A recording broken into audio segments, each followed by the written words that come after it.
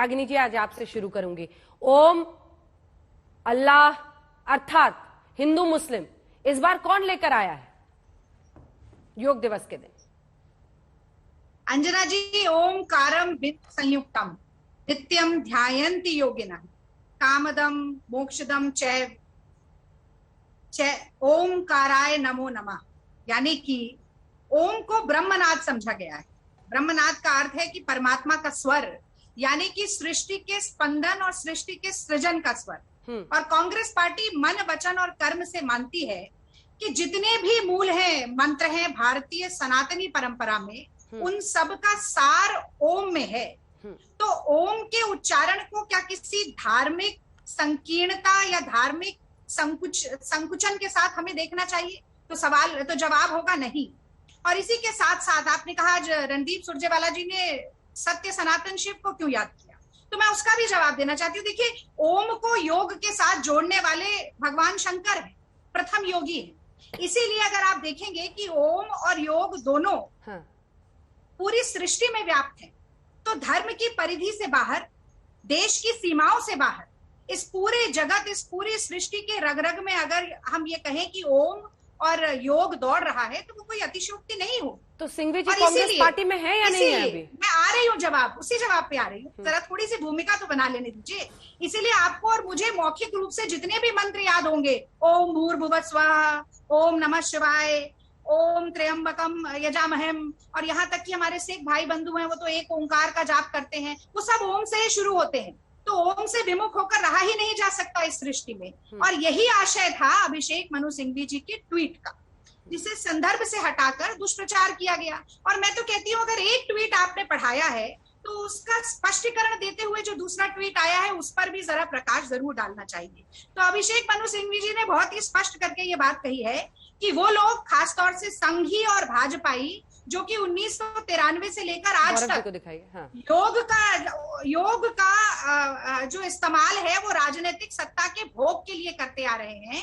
और वो लोग जो राम नाम के चंदे की चोरी करते आ रहे हैं, वो लोग जो लाला रामदेव जैसे योग को धंधा बनाने वाले लोगों को संरक्षण देते आ रहे हैं, जिन्होंने योग को आज नुमाइश और अपनी राजनीतिक स्वार्थ सिद्धि का साधन बना दिया, उनसे सर्टिफिकेशन की जरूरत नहीं है। गौरव जी, निशाने पर आप थे, योग नहीं। ये तो पंडित नेहरू ने दिखा दिया था शीर्षासन करते हुए। हाँ, वो तस्वीर आज रणदीप जी वाली दिखाइएगा हमारे दर्शकों को भी। उन्होंने पंडित नेहरू की तस्वीर डाली है योग करते हुए शीर्षासन।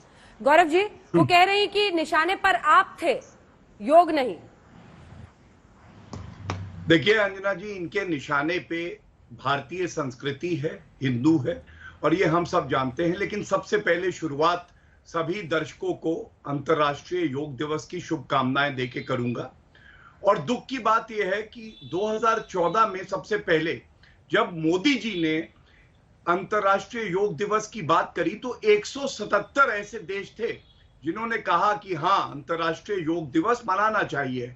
उन्होंने तो मनाया, लेकिन कांग्रेस पार्टी हुई, कांग्रेस को लगा कि अगर हम हिंदू संस्कृति से जुड़ी हुई अगर योग दिवस मनाएंगे तो हम कमजोर पड़ जाएंगे।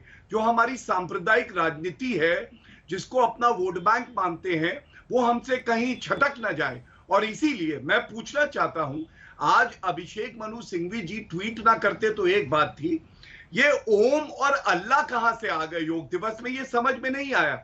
लेकिन एक बात स्पष्ट है, अभिषेक मनु सिंघवी जी क्या खुद से ये ट्वीट करेंगे? बिल्कुल भी नहीं।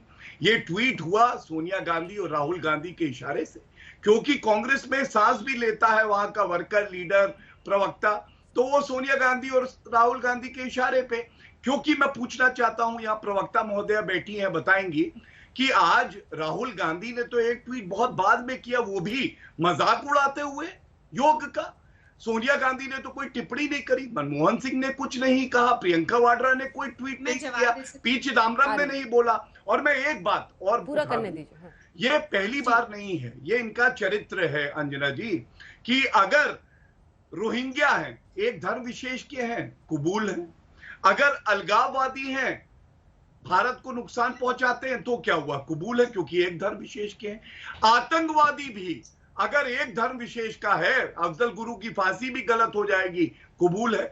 लेकिन अगर योग भारतीय संस्कृति से जुड़ा है, हिंदू जो हमारी सनातन धर्म की एक विधि है उससे जुड़ा है, तो इनको दर्द है। और आप याद करिए, इसी दिन 2019 में एक मैं तस्वीर आपको दिखाऊंगा, और ये तस्वीर देखिए, ये राहुल गांधी का ट्वीट है।